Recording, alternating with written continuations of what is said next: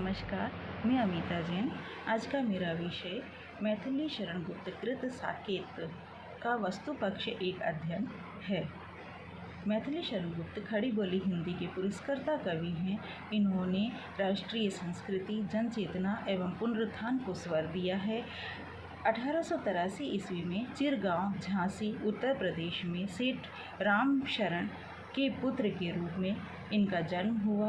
आधुनिक हिंदी के काव्य के विभिन्न सोपानों को इन्होंने देखा है और उसमें अपनी लेखनी भी चलाई है। ये इनकी स्कूली शिक्षा सीमित ही रही है, लेकिन ये गांधी जी के अनुयायी बने और स्वतंत्रता आंदोलन में सक्रिय रूप से अपनी भागीदारी सुनिश्चित भी की थी।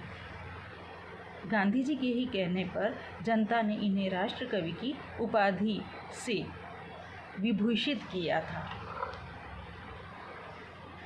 इन्होंने मधुप उपनाम से मेघनाद वध आदि कृतियों का तथा रुबाइयत उमर खयाम उपनाम से उमर खयाम की रुबाइयों का हिंदी में अनुवाद किया। इनकी प्रमुख विशेषता कालानुसरण की क्षमता है। इन्होंने 53 काव्य रचनाएं की है।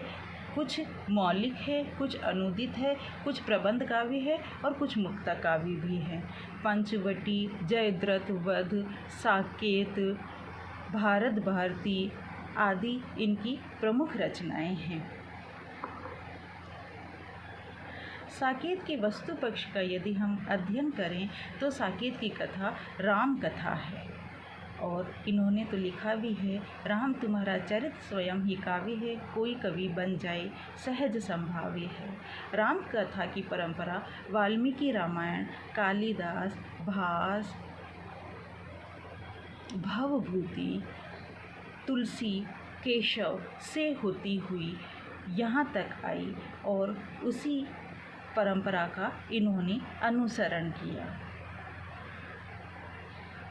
इन्होंने राम की कथाओं को उसी प्रकार से नहीं लिया है जिस प्रकार से अन्य पौराणिक कवियों ने लिया है। इन्होंने राम को आदर्श मानवता के रूप में स्थापित किया है और ये कहते हैं, राम तुम मानव हो, ईश्वर नहीं हो क्या? विश्व में रमे हुए सभी कहीं नहीं हो क्या? तो मैं निरीश्वर हूँ, ईश्वर क्षमा करे, तुम न रमो तो मन तुम में रमा करे।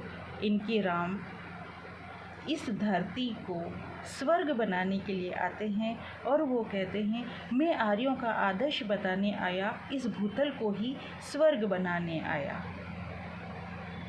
अन्य राम कथाओं से इसमें अंतर यह है कि जैसे विवाह का प्रसंग, राम जन्म का प्रसंग या धनुर्भंग का प्रसंग को इन्होंने अधिक विस्तार नहीं दिया है।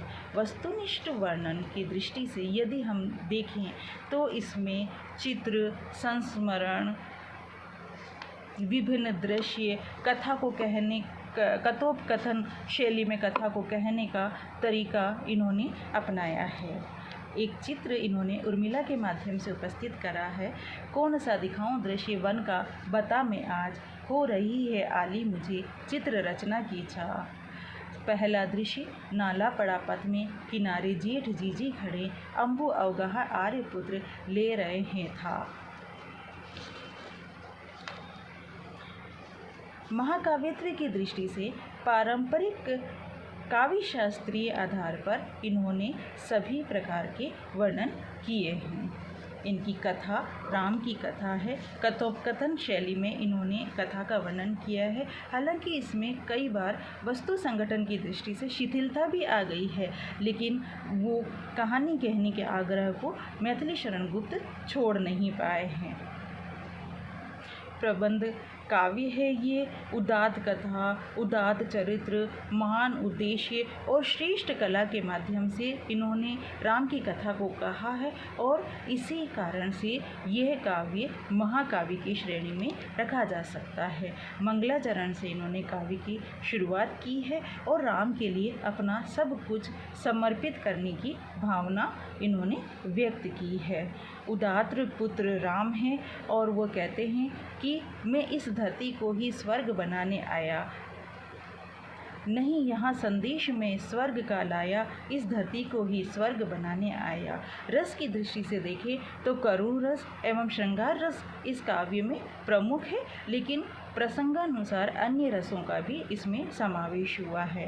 व्यावहारिक रूप से यदि प्रतिपाद्य को हम देखते हैं तो राम के माध्यम से या राम कथा के माध्यम से उर्मिला की कहानी को कहना इनका प्रमुख विषय रहा है।